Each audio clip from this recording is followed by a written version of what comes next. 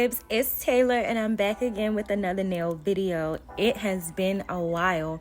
As you can see by the design on my nails, this video was recorded back in July, girl.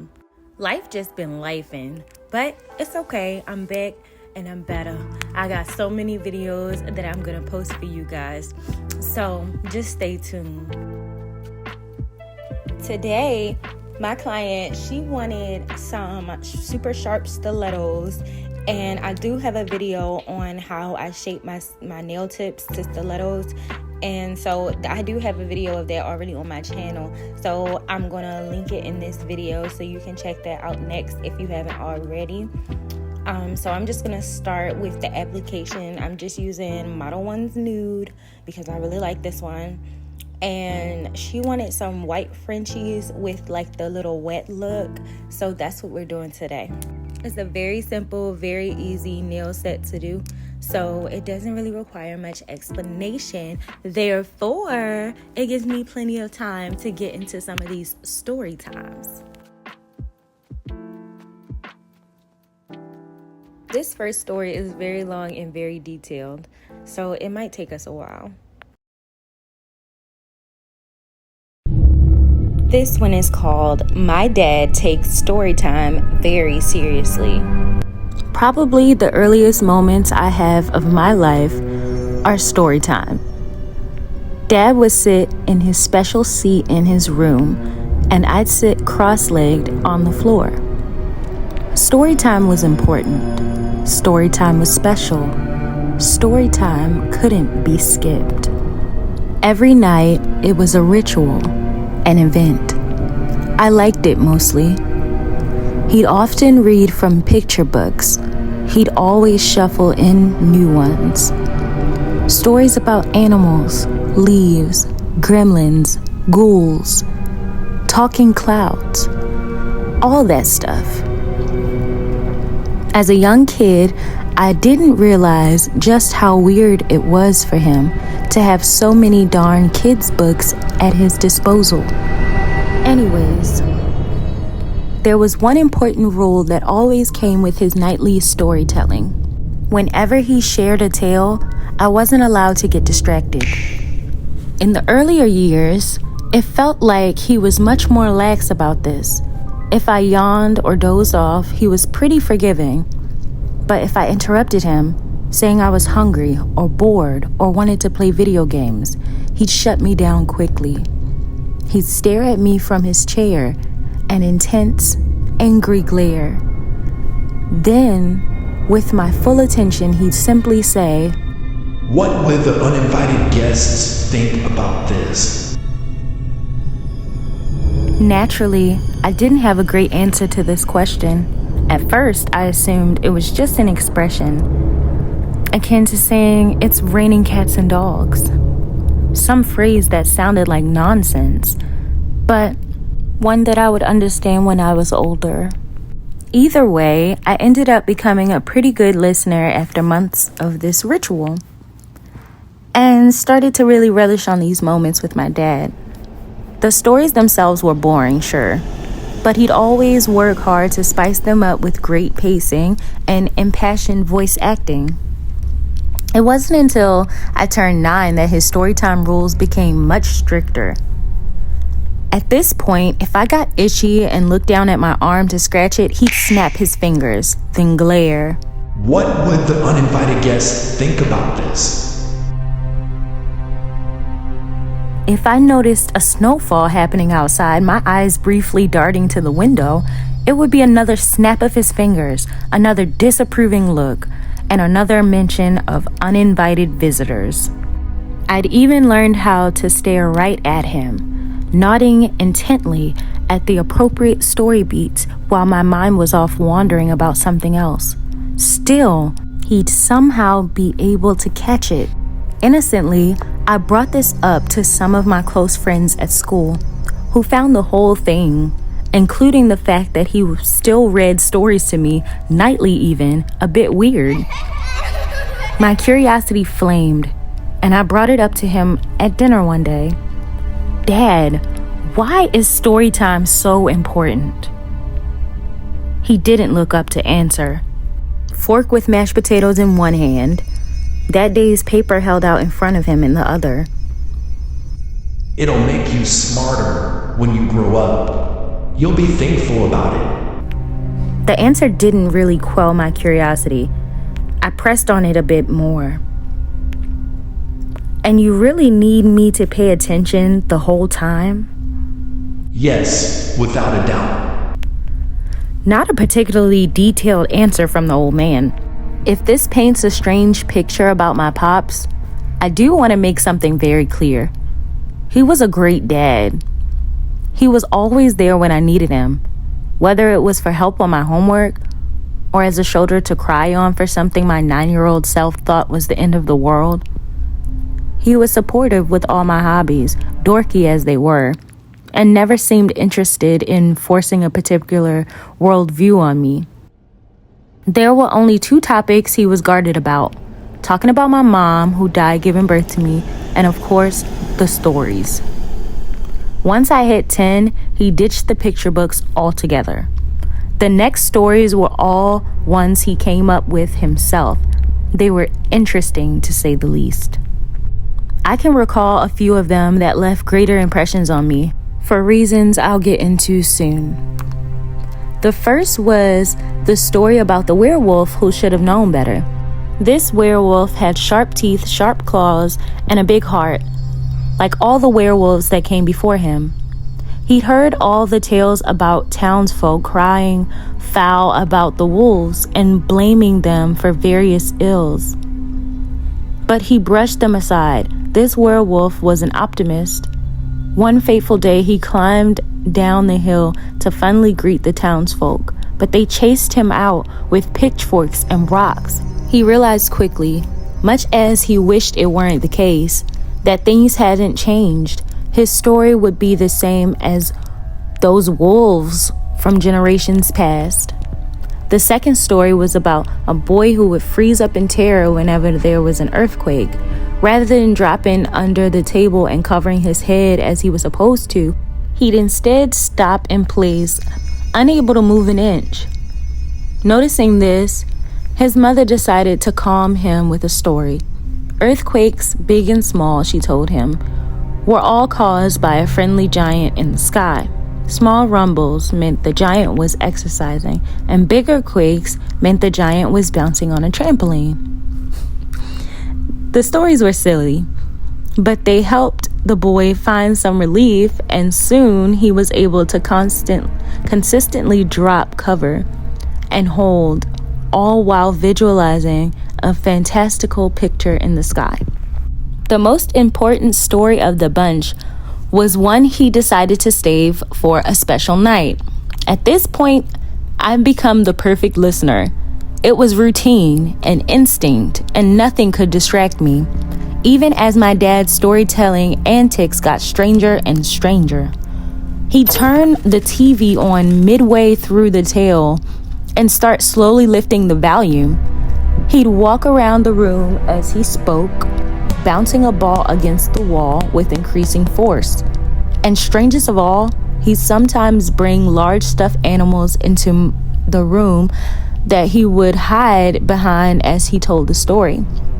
I barely slipped up.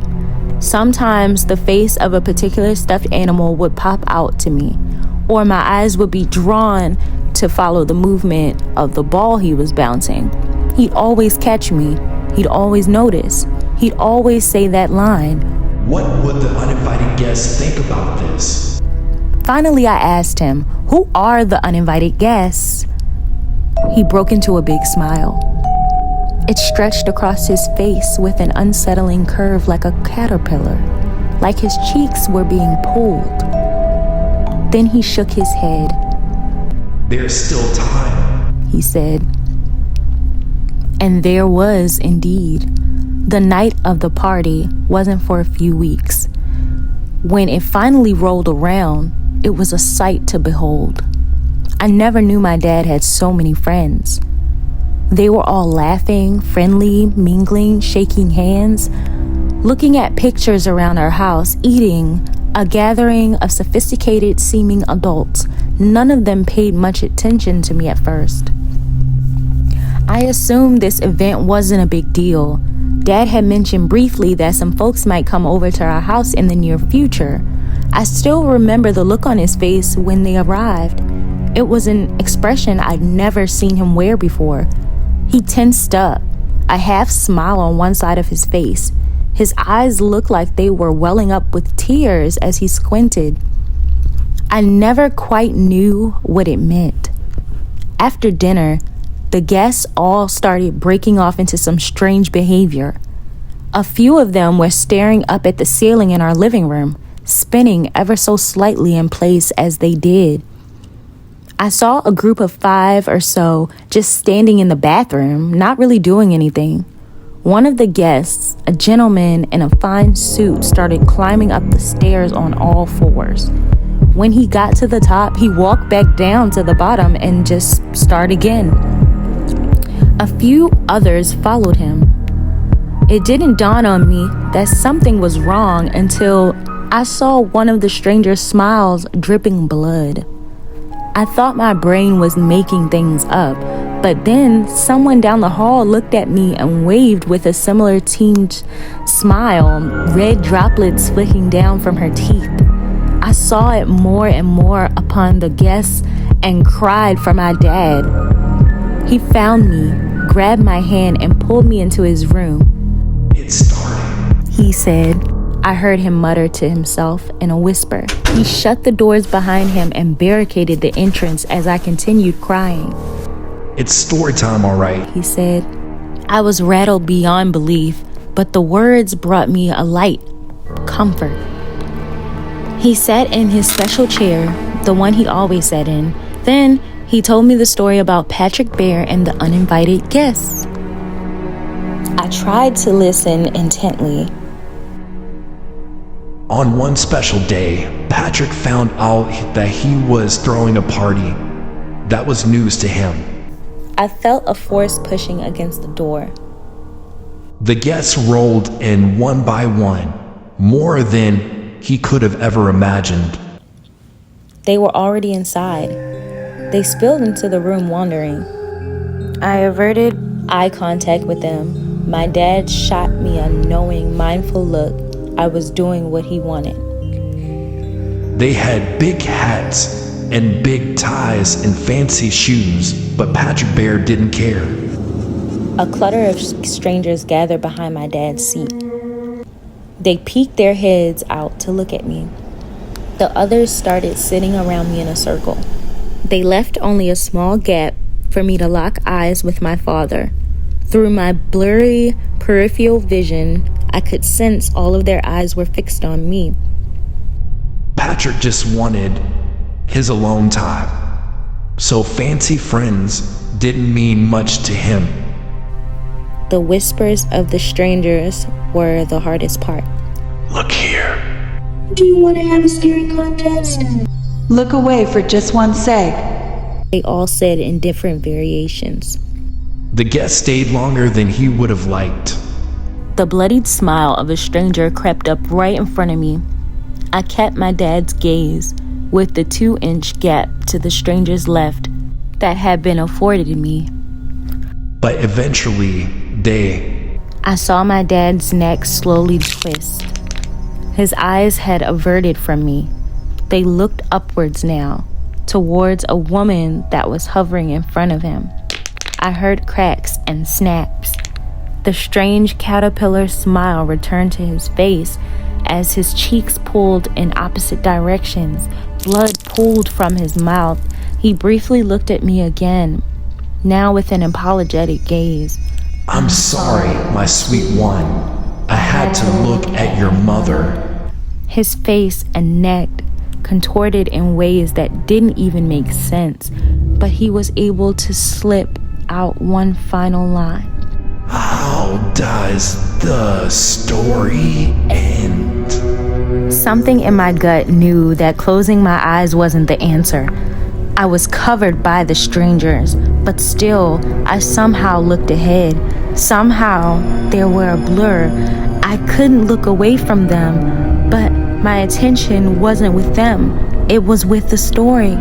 But eventually, they all went home, and Patrick Bear found peace and quiet once again, I said. A breeze blew through the window. My room was suddenly still. The house was empty. Everyone was gone. There was no sign of anything. No family photos, no children's books, nothing I recognized, just generic furniture. When the cops found me days later, starved and confused, the story was that I was an orphaned boy with no traceable lineage. Everything I told them about my dad, my upbringing, story time, and more couldn't be proven in any way. I talked about my school, about the teachers and friends I had there, but no one mentioned could recall ever knowing me. For a while, I was convinced that I'd made up the whole thing in my mind, that I'd been abandoned by my parents when I was young, fled from an orphanage, and squatted in uninhabited properties living an imaginary life, a storybook of my own. The events of that final night of story time and the insanity I encountered were proof that I merely decoupled from reality as a child. Unfortunately, like the werewolf, I learned a painful lesson when my wife Meredith died while giving birth to our son Michael. Through the sheer shock and horror of it all, I tried to convince myself that it was just a disturbing cosmic coincidence, but then a package from nowhere arrived at my front door a few weeks after her passing. It was a fully illustrated storybook. It was called Michael Bear and the Uninvited Guest. On the first page, in the inner lining of the book, there was a note scribbled in it. It read, "We can't wait for the party. We'll bring all of our friends. Love, Meredith, Mom and Dad. I can't say for certain when the party will be, but if history is anything to go on, the uninvited guests will show up around my son's 10th birthday. And so to prepare, we do story time every night. After all, it's important. It's special. It can't be skipped. It's a ritual, an event. And every time he complains about it, I give him the reminder." What would the uninvited guests think about this? Whew! That story was a mouthful. How y'all think about that one? I think that story was pretty cool. It was really interesting and it had a lot going on. Definitely a lot going on. But them uninvited guests, y'all. You would think that with all of that training, all of that storytelling from a young age from the father, you would think that when the uninvited guests finally got there that he wouldn't have got distracted himself, because they straight unalived him. I just wanted to zoom in real quick because this little part of the nails was really hard to see.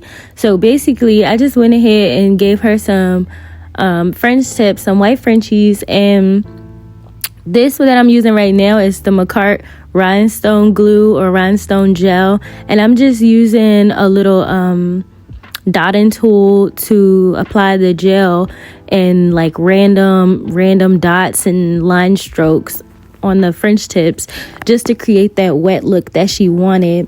So after I put the gel on the French tips, I went ahead and I cured this in the lamp for 60 seconds. It hardens by itself. It doesn't leave a sticky residue or a sticky tacky layer, so you don't have to wipe this off. And this is me just zooming out so you can kind of see what the nails look like. But they came out super, super cute. Again, this set was really simple, really easy, and didn't take too much time at all. Once the design was finished, I wanted to make sure that I went underneath the nails with the little hand file, just to make sure that I don't have any excess product or anything underneath, so that the nails are nice and clean. And I just got her ready to put on her lotion and her cuticle oil, so it just gives that I just left the salon look. This is the finished results. They came out super, super cute. And y'all, if you are into taking nail feeds, nail photos, make sure you get you some rings. Gucci, Gucci.